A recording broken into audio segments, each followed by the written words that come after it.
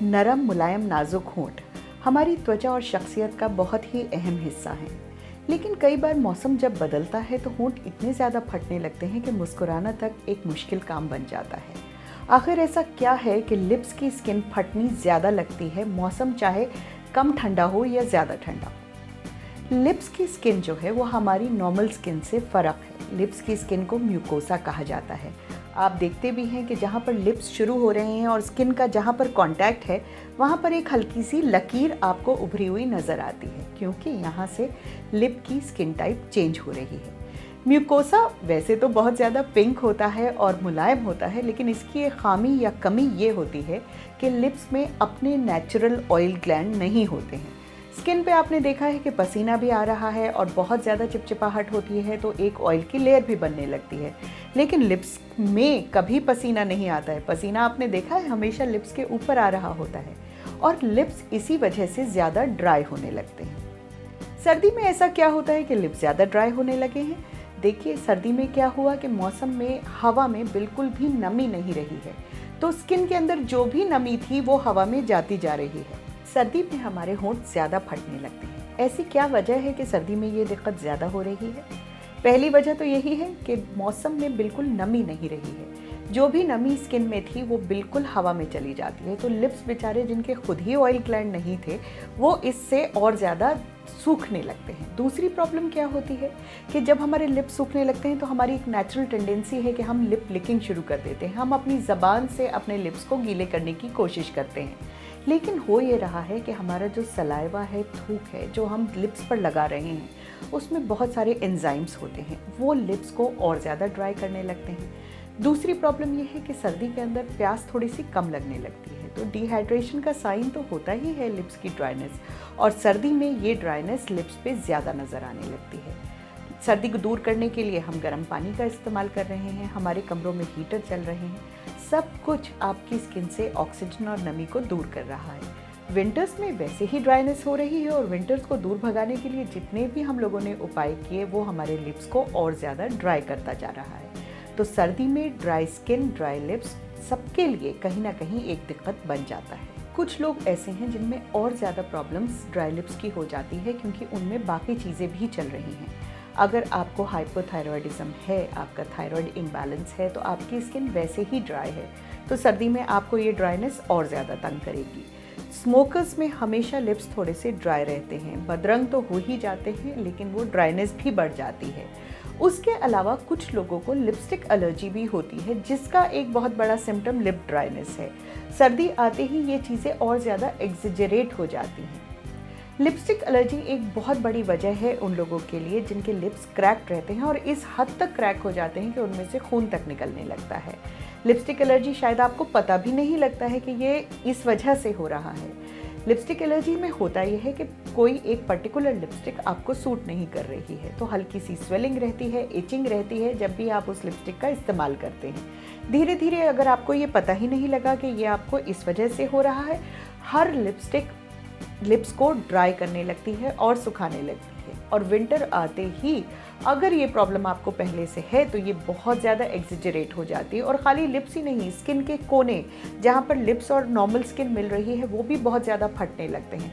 अब आप अपनी तरफ से कितने भी उपाय कर रहे हैं, लेकिन अगर आपने वजह ही दूर नहीं की तो लिप्स को ठीक होने में बहुत मुश्किल होती है। तो आखिर हम अपने लिप्स को ड्राई होने से कैसे बचा सकते हैं? छोटी छोटी बातें हैं और शायद हमें पता भी हैं, लेकिन सुन के लगता है कि हाँ ये तो हम करते हैं। पहली चीज़ यही है कि आप अपने लिप्स को लिक बिल्कुल नहीं करेंगे। अगर आपके लिप्स ड्राई हो रहे हैं तो आप अपने साथ लिप बाम या ऑयल जैसे भी हम स्किन केयर बता रहे हैं वो करेंगे, लेकिन लिप लिकिंग नहीं करेंगे। उसके अलावा अगर आपको लग रहा है कि आपके लिप्स तो पूरे साल ही ड्राई रहते हैं, विंटर्स में थोड़े ज़्यादा हो रहे हैं, अपनी लिपस्टिक्स की तरफ ध्यान देना शुरू कीजिए। क्या एक पर्टिकुलर ब्रांड आपको एलर्जी कर रही है, या आप जब बहुत गहरे कलर इस्तेमाल करते हैं उसके बाद आपके लिप्स में ड्राइनेस ज़्यादा होने लगती है? लिपस्टिक एलर्जी से बचने का तरीका एक यही है। नॉर्मली ज़्यादातर कोई ना कोई ब्रांड आपको एलर्जी करने लगती है, देखिए ब्रांड को चेंज कीजिए। हमेशा सर्दी में आपको मैट लिपस्टिक का इस्तेमाल करना चाहिए, बिकॉज मैट के अंदर वो चमक देने के लिए माइका या ग्लास पार्टिकल नहीं डलते हैं, वही है जो लिप को ड्राई ज़्यादा कर रहा है। गहरे कलर लिपस्टिक में बनाने के लिए टार डाइज का इस्तेमाल होता है। तो अगर आपको रूटीनली यूज़ करना है तो हल्के कलर का इस्तेमाल कीजिए, गहरा कलर सिर्फ एक पार्टी के लिए रख लीजिए और उसको भी वापस आते ही हमेशा एक क्लिनजिंग मिल्क से रिमूव करेंगे। उसके बावजूद अगर आपको लग रहा है कि लिप्स ठीक नहीं हो रहे हैं तो डॉक्टर के पास जाके दवा लेना ज़रूरी है, बिकॉज़ कई बार वो इस लेवल तक ख़राब हो चुका है कि अब वो आपके किए से ठीक नहीं होगा। अपने लिप्स को नॉर्मल रखने के लिए, ताकि वो ज़्यादा ड्राई ना हो, आपको अपने खान पान पर बहुत ज़्यादा ध्यान रखना पड़ेगा। चाहे आपको सर्दी में बिल्कुल भी प्यास नहीं लग रही है, तो पानी की उतनी ही ज़रूरत है। 2 बोतल आप सुबह भर के रखेंगे पानी की और शाम तक आपको उसे पीना ही पीना है, तभी आपकी रिक्वायरमेंट पूरी होगी। उसके साथ साथ आप लिप बाम का इस्तेमाल कर सकते हैं।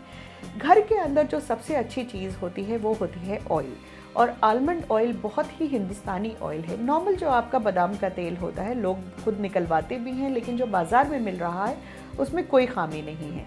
आपको एक छोटी बॉटल में अपने पास रखना है और बार बार उसे लगाना है। लिप ऑयल या लिप बाम जो होता है वो कभी भी शेयर नहीं करना चाहिए, क्योंकि आपकी जो बॉडी सिक्रीशंस के कांटेक्ट में जो चीज़ें आ रही हैं वो बैक्टीरिया और फंगस को भी इधर से उधर कर सकती हैं। सब प्रिकॉशन के बावजूद अगर लिप फिर भी ड्राई हो रहे हैं तो क्या करें? आपको जो स्किन की लेयर्स लिप्स से ऊपर निकल रही हैं, पहली बात तो यह है कि उसे खींचना नहीं है, बिकॉज अगर आप खींचने लगते हैं तो नीचे की लेयर आ नहीं पाती है और ऊपर की आपने हटा दी है। यहाँ पर क्रैक्स पड़ने के और खून निकलने के चांसेस बहुत बढ़ सकते हैं। आपको हल्का हल्का एक्सफोलिएट करना है। एक्सफोलिएट के मायने हैं कि आप हल्के हाथ से सिर्फ ऊपरी त्वचा को निकाल रहे हैं, लेकिन रगड़ नहीं रहे हैं। हमेशा कोशिश करनी चाहिए कि एक्सफोलिएशन आप नहाने के बाद करें। नहाने के बाद इसलिए क्योंकि जब आप नहा के निकलते हैं तो पानी आपकी स्किन को नॉर्मल और थोड़ा सा मुलायम कर देता है, और उसके अलावा जो स्टीमी माहौल एक बाथरूम में हो जाता है वो स्किन की एब्जॉर्प्शन को बेहतर कर देता है।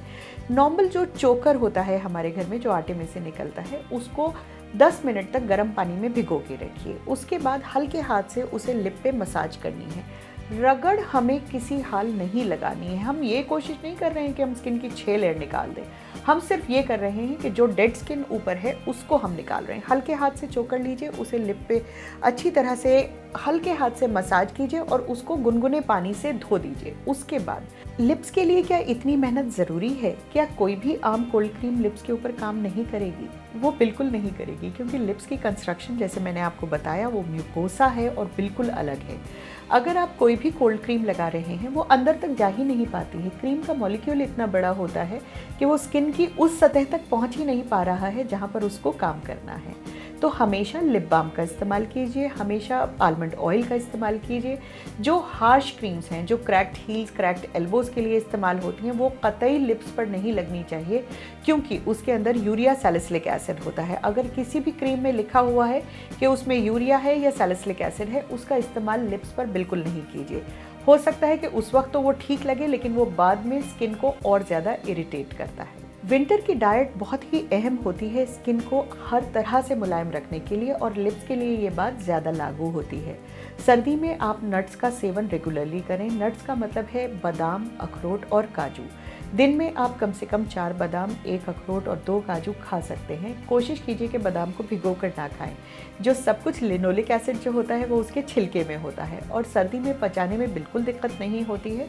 तो कोशिश ये कीजिए कि आप पूरे के पूरी नट्स बच्चों को भी दीजिए, वो चबा के खाएं अच्छी तरह से, ताकि वो डाइजेस्ट हो सके। आपको पता है कि आपके लिप्स सर्दी में ड्राई हो जाते हैं, तो पहले से ही प्रिकॉशन शुरू कर दीजिए, क्योंकि एक बार अगर लिप्स कटने लगे और ड्राई होने लगे फिर तो हम पूरी सर्दी उससे जूझते ही रह जाएंगे। चाहे सर्दी शुरू हुई हो या नहीं हुई हो, अक्टूबर से अपने बेड साइड पर एक बादाम के तेल की छोटी सी शीशी रख लीजिए। अपने बैग के अंदर एक प्लेन लिप बाम डाल लीजिए और पानी किसी हद कम नहीं कीजिए। 4 बादाम अपनी डाइट में शुमार कर लीजिए। पूरे सर्दी आपके लिप्स सॉफ्ट रहेंगे और कहीं भी वो कटने और फटने वाली स्थिति पहुंचेगी ही नहीं।